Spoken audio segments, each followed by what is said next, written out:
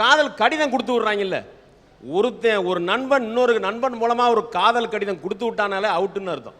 இவன் லெட்டரை வாங்கிட்டு போய் இவன் கையெழுத்தை போட்டு போய் கொடுத்துட்டு வந்துடுறான். கல்யாணம் பண்ணி ஒருத்தன் மாப்பிள்ளையா இருக்கிறான், மாப்பிள்ளைக்கு ஒருத்தன் நண்பன் வாழ்த்த போறான், ஒரு வாழ்த்து மடலை கொண்டு போய் மாப்பிள்ளையிட்ட கொடுத்தான். மாப்பிள்ளைக்கு தலையெல்லாம் சுத்திக்கிட்டு அவனுக்கு மயக்கமே வந்துருச்சு. வாழ்த்து மடலில் என்ன கொடுத்தான்னு நினைக்கிறீங்க? பகவத்கீதை எழுதி கொண்டு போய் கொடுத்தான். கல்யாணம் ஆகி அப்பதான் தாலி கட்டி முடிச்ச நண்பன்கிட்ட கொண்டு போய் கொடுக்குறான். படிச்சு பார்த்தான் அந்த நண்பன் அந்த வாழ்த்து மடலை. எது நடந்ததோ அது நன்றாகவே நடந்தது, எது நடக்கிறதோ அது நன்றாகவே நடக்கிறது, எது நடக்குமோ அது நன்றாகவே நடக்கும். சரி, அடுத்து மாப்பிள்ளை படிக்கிறான். எது இன்று உன்னுடையதோ அது நாளை வேறொருவனுடைய ஆகிறது. அப்படியே வெறுத்து போய் மயக்கமே அடுத்த வரி படிக்கிறான். அது நாளை வேறொருவனுடைய ஆகிறது. எங்கெங்கெல்லாம் போய் பிரச்சனையை பண்றாங்க. மனைவியோட சண்டையாடா, மனைவியோட கொஞ்சம் பிரச்சனையா இருக்கு, நீ வாடா கொஞ்சம் தீர்த்து வைடான்னா அவன் என்ன சொல்லணும்? கொண்டு போயா தீர்த்து வைக்கணுமா இல்லையா? அவன் என்ன சொல்றான்? எப்படி மாப்பிள்ளை இப்படி ஒரே ஒய்ஃபோட 10 இயர்ஸ் வாழ்ற அப்படின்னு கேட்கிறான். உனக்கு போர் அடிக்கலையா அப்படின்னு கேட்கிறான். எல்லாத்துக்கும் எக்ஸ்சேஞ்ச் ஆஃபர் போடுறாங்க, இதுக்கு ஒரு எக்ஸ்சேஞ்ச் ஆஃபர் போட மாட்டேங்கிறாங்களே அப்படின்னு கேட்கிறான். இப்போ ஒரு நண்பன் ஒருத்தனை கெடுக்கிறதுக்காக எப்போ என்னென்ன வழிமுறைகள் இருக்கோ எல்லாத்துலேயும் ஒரு நண்பன் கிடைக்கிறான். அப்பாவா இருந்து மகனை கெடுக்கிறான், நண்பனா இருந்து இன்னொரு நண்பனை கெடுக்கிறான். இப்படி ஒரு ஆணால இன்னொரு ஆணுக்கு தான் பிரச்சனை எல்லாருக்கும் இருக்கு. இங்க வந்திருக்கிற ஒவ்வொருத்தருக்கும் ஒவ்வொரு பிரச்சனைகள் இருக்கு. ஆனா அதை எப்படி சமாளித்து வாழ்க்கையில வெற்றி பெறணும்ன்றதான் நான் சொல்ல வந்திருக்கேன். உன்னுடைய மனசுல இருக்கிற ஈகோவை விட்டு தள்ளு, பிரச்சனை தன்னால போயிடுங்க. தான்ற அகங்காரத்தை விட்டு தள்ளு. இப்ப விஞ்ஞானம் சொல்லுது, ரத்தத்துல கொழுப்படைச்சு அதனால நெஞ்சு வலி சாகிறவங்களை விட பிரச்சனைகளை மனசுல போட்டு போட்டு அழுத்திட்டு இருக்கிறதுனாலதான் சாவு அதிகமா வருதான். இதழ்களில் புன்னகை இருந்தால் இதயங்களில் ஏது பகைன்னு சொன்னார் ஒரு கவிஞர். அதனால பகை உணர்ச்சியை வளர்த்துக்காதீங்க, தன்னம்பிக்கையை மட்டும் வளர்த்து கொள்ளுங்க. பிரச்சனைகளை எதிர்நோக்குங்க, பயந்துகிட்டு ஓடாதீங்க. ஓடுனீங்கன்னா அது உங்களை துரத்திக்கிட்டு தான் வரும். எனக்கு இப்போ கல்யாணமாகி ஒரு 8 மாசந்தே ஆச்சு. என் பொண்டாட்டிக்கு செல்லமா ஒரு பேர் வைக்கணும்னு அம்மு குட்டின்னு பேர் வச்சு, அது 2 மாசமா என்னைய மாமா மாமானே கூப்பிட்டுட்டு இருந்தது. கூப்பிட்டு கேட்டேன், ஏன் அம்மு உனக்கு செல்லமா அம்மு குட்டின்னு பேர் வச்சிருக்கேன், எனக்கு ஏதாவது செல்லமா வச்சிருக்கியான்னு கேட்டேன். போங்க மாமா சொன்னா திட்டுவீங்க அப்படின்ச்சு. பரவாயில்ல சொல்லு அம்மு அப்படின்னு. வேண்டாங்க மாமாச்சு. சொல்லு, நான் உனக்கு அம்மு குட்டின்னு வச்சிருக்கேன், நீ எனக்கு என்ன வச்சிருக்கீங்க? நான் கருவா குட்டின்னு வச்சிருக்கேன். ஆம்பளைகளை இப்படி மட்டம் தட்டி பேசுற பொம்பளைனாலதான் அன்னைக்கு ஆம்பளைக்கு பிரச்சனையே. ஐயா, ஒரு குழந்தை பிறந்தோன்னே அந்த குழந்தை தாயினுடைய மூச்சு காற்று படக்கூடாதுன்னு குழந்தைய தள்ளி வச்சிருப்பாங்க. இந்த உரம்பரைக்கு வர்ற பொம்பளை வந்த ரவுசு அந்த குழந்தைய பார்த்தோன்னு சொல்லுங்க, கண்ணை பாரு அவங்க அப்பத்தாரு மாதிரியே இருக்கு, மூக்க பாரு அவங்க அத்தை மாதிரியே இருக்கு. பின்னாடி ஒருத்தர் நிப்பேன், ஏன்டா பெத்தவன் நான் இருக்கேன், என்னைய மாதிரி ஒண்ணு கூட இல்லையாடா அப்படின்னு. அதுக்கும் புள்ள கருப்பா பிறந்துருச்சுன்னா உடனே சொல்லுங்க, அவங்க அப்பனை மாதிரியே கருப்பா தானே பிறந்திருக்குது அப்படின்னு. ஒரு உரம்பரைக்கு வர்ற பொம்பளை எங்களை படுத்துற பாடு இருக்குதுங்களே, அதுதாயா ஆம்பளைக்கு பெரிய பிரச்சனையே. ஒருத்தருக்கு கைகால் வரல, பக்கவாதம். அவர் பசங்க நல்லா படிக்கிற பயலுக. பையன் 2 நாளைக்கு முன்னாடி வந்து சொல்றேன், அப்பா ஸ்கூல்ல பீஸ் கட்டி ஆகணும், எப்படியாவது எனக்கு பணம் ரெடி பண்ணி கொடு. அவருனால சம்பாதிக்க முடியாது, எதுவும் பண்ண முடியாது. ஒரு வெள்ளிக்கிழமை பொம்பளை அதிகமா வரக்கூடிய ஒரு அம்மன் கோவிலுக்கு முன்னாடி போய் நிற்கிறார். கோயிலில் முன்னாடி உட்கார்றாரு, சொல்லியே பிச்சை கேட்கிறாரு, ஏங்க என் பையனை படிக்க வைக்கணுங்க, ஏங்க என் பையனை படிக்க வைக்கணுங்க, ஏதாவது போடுங்கன்னு. காலையில் 6 மணியிலிருந்து உட்காந்துருக்காரு, நைட்டு 8:15 முடி. தட்டில் விழுந்த காசு எவ்வளோன்னா வெறும் 4000 ரூபா. அந்த 4000 ரூபாயை போட்டது யாருன்னா அந்த பொம்பளை கூட வந்த புருஷங்க. பொம்பளைங்க ஒன்றுமே போடலை. ஒரு 8 மணிக்கு அவருக்கு தொண்டையில் தாகம், தண்ணி தாகம், ஒன்றுமே முடியல. சுற்றியும் பார்க்குறாரு, ஒரு குழாயி கடையே கண்ணியே எதுவுமே கிடையாது. கொஞ்சம் தூரத்தில் பார்க்குறாரு, ஒரு ஒயின் ஷாப் இருக்குது. அதில் அந்த குடிச்சிட்டு போகிற அந்த வாட்டர் பாக்கெட் இருக்குது பார்த்தீங்களா, அந்த பாக்கெட்டை ஒரு பிளாஸ்டிக் டம்ளரில் கொஞ்சம் கொஞ்சமாக ஊற்றுறாரு. ஊற்றி குடிக்க போகிறப்ப ஒரு சவுண்ட், ஏ மாப்பிள்ள அதை குடிக்காத மாப்பிள்ள அப்படின்னு. ஒயின் ஷாப்ல இருந்து 3 பேர் ஃபுல் போதையில் வர்றேன். எதுக்கு மாப்பிள்ள இந்த தண்ணியை குடிக்கிறேன்டா, ஏன்ட்ட இருக்கிற தண்ணி குடி அப்படின்னு அந்த வாட்டர் கேனை கொடுக்குறேன். அந்த பிச்சை எடுத்து ஒரு குடிச்சிட்டு அழுகிறாரு. அவன் கேட்குறான் அந்த குடிக்காரன், ஏன் மாப்பிள்ள அழுகிற அப்படின்னு. இல்லைங்க, காலையிலிருந்து பசிங்க, என் பையனு 4 நாளாக பட்டுமையாக இருக்கிறானுங்க, ஒன்றுமே பண்ண முடியலைங்க அப்படிங்கிறாரு. உடனே அந்த குடியாரன் சொல்கிறா, டே அந்த 2 பிரியாணி பொட்டல் இருந்ததுடா மிச்சம், அதை எடுத்து மாப்பிள்ளைகிட்ட குடுறா அப்படிங்கிற. அந்த பொட்டலத்தை வாங்கிட்டு குடியாரன் கேட்குறேன், ஏன் மாப்பிள்ள நீ பிச்சை எடுக்கிற, சம்பாதிக்க முடியாது அவனால. என்ன இல்லைங்க, கைகால் வரலைங்க, பக்கவாதம், பையனுக்கு பீஸ் கட்டணுங்க, கொஞ்சம் கூட காசே இல்லைங்க அப்படின்னு அந்த குடியாரன் சொல்கிறேன், உனக்கு எவ்வளவு பணம் வேணும்னு கேட்குறேன். 350 ரூபா நாளைக்கு நான் கட்டி ஆகணுங்க அப்படின்னு இவங்கள்ட்ட இருந்த பணத்தை கலெக்ஷன் பண்ணி 500 ரூபா பணத்தை கொடுத்துட்டு சொல்கிறேன், மாப்பிள்ள நாளைக்கு காலையில் நீ போய் உன் பையனுக்கு பீஸை கட்டு அப்படிங்கிறேன். அப்போ அந்த பிச்சை எடுத்தவன் சொன்னா, காலையிலிருந்து அம்மன் கோயிலுக்கு முன்னாடி உட்கார்ந்துருதுங்க, அப்போ கூட கடவுள் என் கண்ணுக்கு தெரியல, ஆனா நீங்க குடிச்சிருந்தாலும் உங்க உருவத்துல கடவுள் என் கண்ணுக்கு தெரியறான்னு சொன்னானே. அந்த ஆம்பளைக்கு இருக்கிற கருணை மனசு வேற யாருக்கும் கிடையாதுயா. கடைசியா ஒன்று சொல்றேன், கோயிலுக்கு போற எல்லா பொம்பளைகளையும் நல்லவங்களும் கிடையாது, குடிக்கிற எல்லா ஆம்பளைகளும் கெட்டவங்களும் கிடையாது. இந்த பையன் பேரு மணிகண்டன். இவர் முசிறி அரசினர் மேல்நிலைப் பள்ளியிலே +2 படித்திருக்கின்றார். +2 படித்த அந்த தேர்விலே வெற்றி பெற்றிருக்கின்றார். 1200க்கு 1096 மார்க்குகள் பெற்று மணியான மார்க்கை பெற்றிருக்கிறார் அந்த மணிகண்டன். இது என்ன பெரிய பாராட்டுக்குரிய விஷயமா அப்படின்னு கேட்கலாம். ஆனா இந்த பையன் எப்படிப்பட்ட குடும்பத்தில் பிறந்தார் அப்படின்றத சொல்றேன். இவங்க அப்பா ஒரு சாதாரண டீ கடை வச்சிருக்கக்கூடியவர் முத்து. அந்த முத்து என்ற ஒரு டீ கடை வச்சிருக்க ஒரு பெற்றெடுத்த ஒரு நல்ல முத்து தான் இந்த மணி. தாய் பெயர் பிச்சையம்மாள். 2 சகோதரிகள். இந்த பையன் குடும்பத்தில் மூத்த பையனாக இருந்து கஷ்டப்பட்டு படிச்சிருக்கிறான்.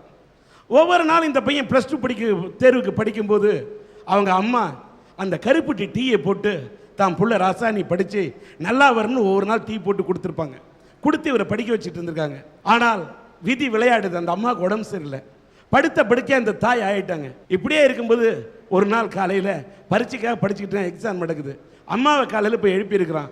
அம்மா கவலைப்படாமல் உனக்கு உடம்பு சௌரியமாயிடுன்னு. அவங்க அம்மா எழுப்புனா அவங்க அம்மா எழுந்திருக்கவே இல்லை. ஒவ்வொரு நாளும் தூங்கி எழுந்திரிச்சவங்க அன்னைக்கு ஒரேடியாக தூங்கிட்டாங்க. பையன் கதறி அழுகுறான். அன்னைக்கு பரீட்சை. ஊரே கூடி நின்று அந்த அம்மாவை இறுதி ஊர்வலம் சவாடக்கம் பண்ணுறதுக்காக ஊரே கூடி நிற்குது.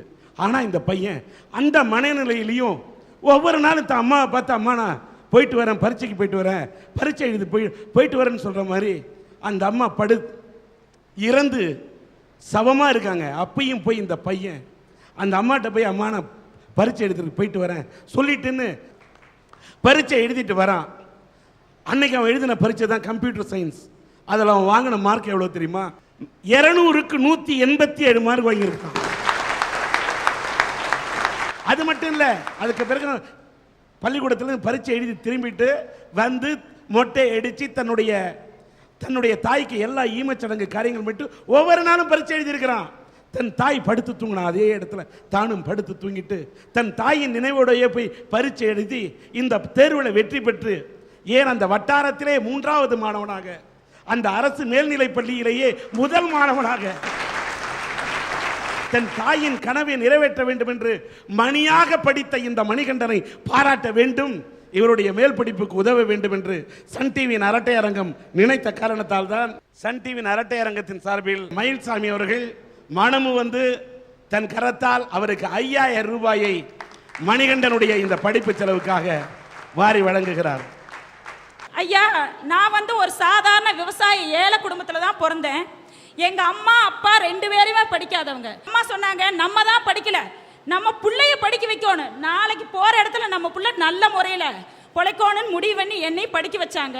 என்னோட கல்யாணத்தப்ப எங்க வீட்டுக்காரர் என்னை பொண்ணு பார்க்க வந்தார். பொண்ணு பார்க்க வந்தவர் என்ன சொன்னார் தெரியுங்களா? எங்க அம்மா அப்பாவை பார்த்தாரு. அம்மா, எங்க அம்மா இன்னைக்கு கைகால் 2 விளங்காத பக்கவாதத்தில் படுத்த படுக்கையா இருக்கிறாங்க. எங்க அப்பா 82 வயசான பெரியவர், இவரை எல்லாம் பார்த்துக்கிட்டா போது, உங்க பொண்ணு கட்டி கொடுக்கறதுக்கு வரதட்சணையா? நான் எதையுமே கேட்கல, உங்க பொண்ணை எனக்கு கல்யாணம் பண்ணி கொடுத்தீங்கன்னா அது ஒன்னே போதும்னு சொன்னாரு. அடுத்து எங்கிட்ட வந்தாரு, நீ படிச்சவ, எனக்கும் 21 வயசாயிருச்சு, 4 தெரிஞ்சிருக்கும், நீ எங்க அம்மாவை நல்ல முறையில், எங்க அப்பா எங்க அம்மாவை கடைசி வரையில் பார்த்து காடு கொண்டு போய் சேர்த்துறதுக்கு உனக்கு முடியுதுன்னா நீ வா, உன்னை நான் கல்யாணம் பண்ணிக்கிறேன்னு சொன்னார். கல்யாணம் பண்ணி வச்சாங்க. நானும் என் புருஷ வீட்டுக்கு போனேன். ஒரு 3 மாசம் அமைதியா போச்சு. 3 மாசத்துக்கு அப்புறம் தான் நான் என் வேலையவே அங்க காட்டினேன். டெய்லி எங்க வீட்டுக்காரர் வேலைக்கு போயிட்டு வருவார். உங்க அம்மா அப்பாவுக்கு சோறாக்கி போடுற மெஷினா, நான் உங்க அம்மா அப்பா இனிமே டெய்லி என்னால பாத்துக்க முடியாதுங்க. அவங்க அம்மா என்னங்க, ஏண்டா இத்தனை நாளா என் பேச்ச கேட்டேன், இன்னைக்கு நேத்து பொண்டாட்டி வந்தோன்னே பொண்டாட்டி முந்தானியில மயங்கிட்டு உங்க பொண்டாட்டி என்ன இப்படி பேசுறாளா, நீ ஏன்னு கேட்க கூடாதாங்க. டெய்லி பிரச்சனை. எங்க வீட்டுக்காரர் காலையில பாதி நாள் சாப்பிடாதே வேலைக்கு போனார். நைட்டு வந்தா நிம்மதியா அவங்க அம்மா கேட்லயே உட்காந்துருப்பாங்க. பொண்டாட்டி இதை பண்ணுடாடா அதை பண்ணாடா, எனக்கு சோறு போடல, குளிச்சு உள்ளேம்ப. நான் உள்ள வந்தேன்னா வா நம்ம தனி கொடுத்தன போனா நான் உங்ககிட்ட இருப்பேன், இல்லைன்னா நான் இருக்க மாட்டேன், நான் புடுங்க. இப்படியே மாத்தி மாத்தி எங்க வீட்டுக்காரரை நான் புடுங்க. இவர் நம்ம பேச்ச கேட்க மாட்டேங்கிறார், இதுக்கு என்ன பண்ணணும்னு மருந்து எடுத்து குடிச்சேன்.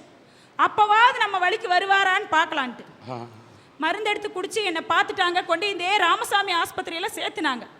இதை கேள்விப்பட்டோன்னே என்னை பெத்த அம்மா அங்கிருந்து கதறி அழுதுகிட்டு ஒடியாந்தாங்க. உனக்கு யார் இந்த புத்தி சொல்லி கொடுத்தது? இதுக்கு தான் உன்னை கஷ்டப்பட்டு நான் படிக்க வச்சு கல்யாணம் பண்ணி கொடுத்தனா? நீ இன்னைக்கு மருந்தை குடிச்சிட்டு இங்கே படுத்துக்கிற இந்த புள்ளை நீ பெத்து வளர்த்து நீ இந்த புள்ளை பாருன்னு கேட்டாங்க.